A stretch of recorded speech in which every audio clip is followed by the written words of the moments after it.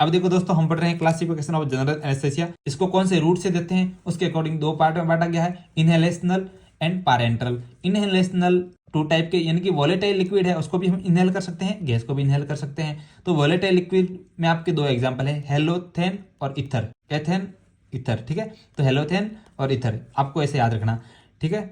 और आपको ये दो एग्जांपल तो याद ही रखना है, आइसोफ्यूरेन याद रख सकते हो आप। अब गैस में नाइट्रस ऑक्साइड नहीं भूलना है, याद ही रखना है, एक एग्जांपल आपको याद रखना है। अब पार एंटरल में कौन कौन से हैं? पार एंटरल में देखो आप, एनेस्थेसिया इंड्यूसिंग ड्रग और स्लो एक्टिंग ड्रग। तो एनेस्थेसिया इंड्यूसिंग दो पी से याद रखना, इसका भी पी प्रोपोफॉल और इसका पेंटोन। तो प्रोपोफॉल थायोपेंटोन।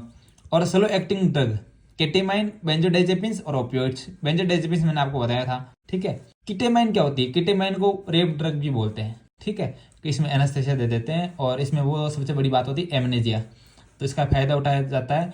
और रेप ड्रग देख लेना, आप सर्च कर लेना, आपको मिल जाएगी, ठीक है। अब देखो दोस्तों कि कुछ डिफरेंस है। क्या डिफरेंस है?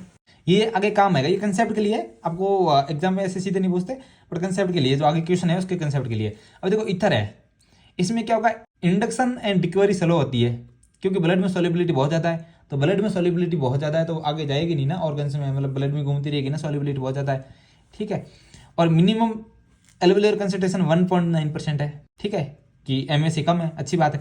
हेलोथेन फास्टर देन इथर, ये इथर से भी फास्टर है, क्योंकि इसमें MSC कितनी है, मिनिमम एल्वेलर कंसंट्रेशन, यानी कि 0.75% हम हेलोथेन मिला देते ना तो भी एनेस्थेसिया प्रोड्यूस कर लेता है। अब नाइट्रस ऑक्साइड में क्या है कि 100% MSC है, यानी कि ये एनेस्थेसिया अच्छा नहीं है, यानी कि जल्दी एनेस्थेसिया नहीं आता इससे, ठीक है। तो इसमें ये गुड एनेस्थेटिक है पर ये गुड एनेस्थेटिक नहीं है। अब आपके पास क्वेश्चन आएगा कि हम हेलोथेन को नाइट्रस ऑक्साइड के साथ क्यों मिलाएंगे, इसके लिए ये कंसेप्ट बता रहा हूँ मैं आपको। आप पहले ये देख लो कि हेलोथेन है, इसके साइड इफेक्ट क्या क्या होते हैं, सिर्फ कंसेप्ट के लिए बता रहा हूँ। H से एलोथेन, H से हिपेटोटॉक्सिसिटी, H से हाइपोटेंशन, हाइपरथर्मिया, हार्ट एरिदमिया, इसको अस्थमा में प्रेफर किया जाता है, ठीक है।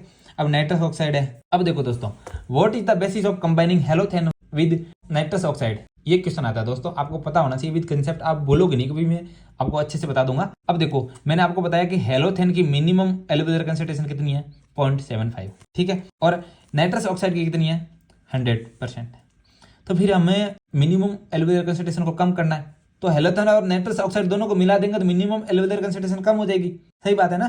दूसरा है सेकंड गैस इफेक्ट, अभी सेकंड गैस इफेक्ट में आगे बताऊंगा तभी आपको समझ में आएगा। तीसरा है रिडक्शन इन डोज, डोज का रिडक्शन हो गया क्योंकि मिनिमम एल्वेलर कंसंट्रेशन कम हो गई तो हमें डोज भी कम देनी पड़ेगी, रिकवरी फास्ट हो गई। अब देखो, मैंने बताया था हेलोथेन की मिनिमम एल्वेलर कंसंट्रेशन कम है, इसका मतलब क्या है कि वो पोटेंट एनेस्थेटिक है, समझ गए। लेकिन एनाल्जेसिया इसमें बहुत कम है, एनाल्जेसिक इफेक्ट इसका बहुत कम है।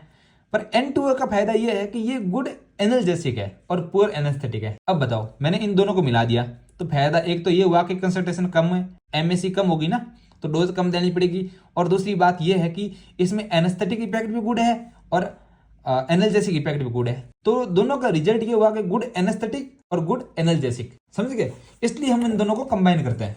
अब मैंने आपको बताया सेकंड गैस इफेक्ट, तो सेकंड गैस इफेक्ट क्या होता है वो देख लो। देखो N2O क्या है, गैस। हेलोथेन क्या है, वॉलेटाइल लिक्विड। तो ज्यादा रैपिडली डिफ्यूज कौन होगी, N2O।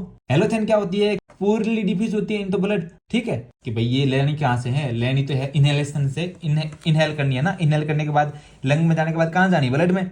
तो N2O तो जल्दी जल्दी चली जाएगी, ठीक है। लेकिन हेलोथेन कम जाती है, तो हमने क्या किया, हेलोथेन को N2O के साथ मिला दिया। N2O के साथ मिला दिया तो दोनों को एक साथ मिला दिया तो क्या हुआ कि हेलोथेन है वो N2O को फॉलो करती है और N2O के साथ रैपिडली डिफ्यूज हो जाती है।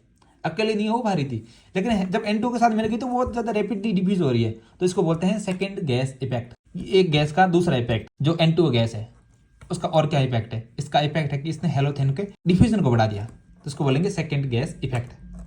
ओके, आप ऐसे याद कर सकते हो। अब अगला टॉपिक होगा अगली वीडियो में प्री एनेस्थेटिक मेडिकेशन, मैंने नोट्स बना रखे हैं आपके लिए।